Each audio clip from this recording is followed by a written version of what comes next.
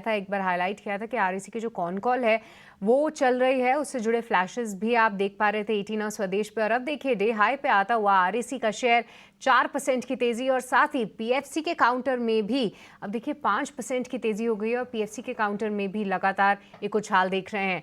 पर आरबीआई ने ज़्यादा प्रोविजनिंग वाले ड्राफ्ट गाइडलाइंस को लेकर एक बड़ी खबर भी आ रही है। ईटी नाउ स्वदेश को मिली एक्सक्लूसिव जानकारी के मुताबिक बैंक और एनबीएफसीज आरबीआई से कम प्रोविजनिंग की मांग कर रहे हैं। आइए इस डिटेल्स और जानते हैं, और इसके लिए अंकुर मिश्रा हमारे साथ जुड़ चुके हैं। अंकुर, बताइए क्या कुछ लेटेस्ट डिटेल्स हैं इसे लेकर।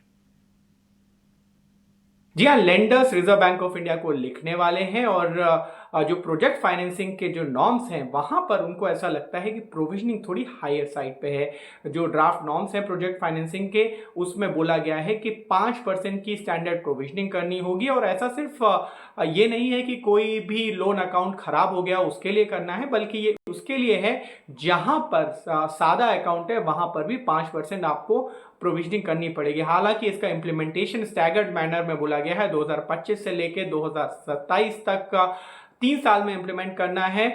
लेकिन लेंडर्स का मानना है कि इससे उनकी बैलेंस शीट पर असर पड़ता है, इसलिए रिजर्व बैंक ऑफ इंडिया को इसका जो अमाउंट है, जो परसेंटेज है वो कम करना चाहिए। और जो सजेशन है वो ये है कि 2% तक का प्रोविजनिंग होना चाहिए, ना कि 5% का। अब देखना ये होगा कि रिजर्व बैंक ऑफ इंडिया कितना ध्यान देता है इन सारे जो फीडबैक आ रहा है, क्योंकि ये सिर्फ एक ड्राफ्ट नियम है। जो फाइनल एप्लीकेबिलिटी है वो फाइनल नॉर्म्स जब आ जाएंगे उसके बाद ही लागू होगा।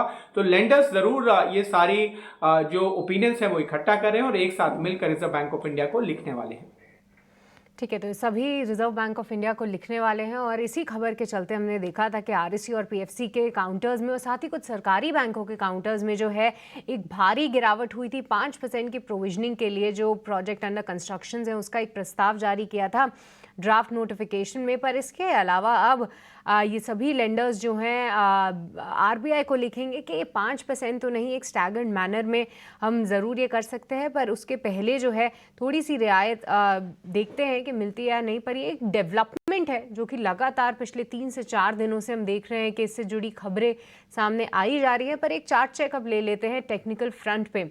हमारे एक्सपर्ट्स हमारे साथ जुड़े ही हुए हैं, उनसे समझेंगे कि कहाँ पे कौन से स्टॉक पे नज़र रखनी है। और सुमित, पीएफसी और आरईसी ये दोनों ही काउंटर्स में से बेहतर कौन लग रहा है? और देखिए शुरुआती टिक के बाद ही लगभग 20 मिनट में ये दोनों ही काउंटर्स ने 4-4, 5-5% के मूव दे दिए हैं।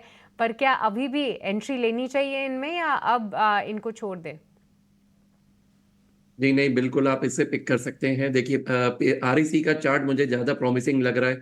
आरएसआई ने भी अपना एक 60 का सपोर्ट बना के यहाँ पे एक बेस फॉर्मेशन बनाया है। तो जिनके पास ऑलरेडी होल्डिंग है, बिल्कुल आप बना के रखिए, उसे एक ट्रेलिंग स्टॉप लॉस की तरह मेंटेन कीजिए 500 की लेवल्स का। 500 के नीचे अगर क्लोजिंग आ रहा है तो फिर यहाँ पे मैं प्रॉफिट बुकिंग की सजेशन दूंगा।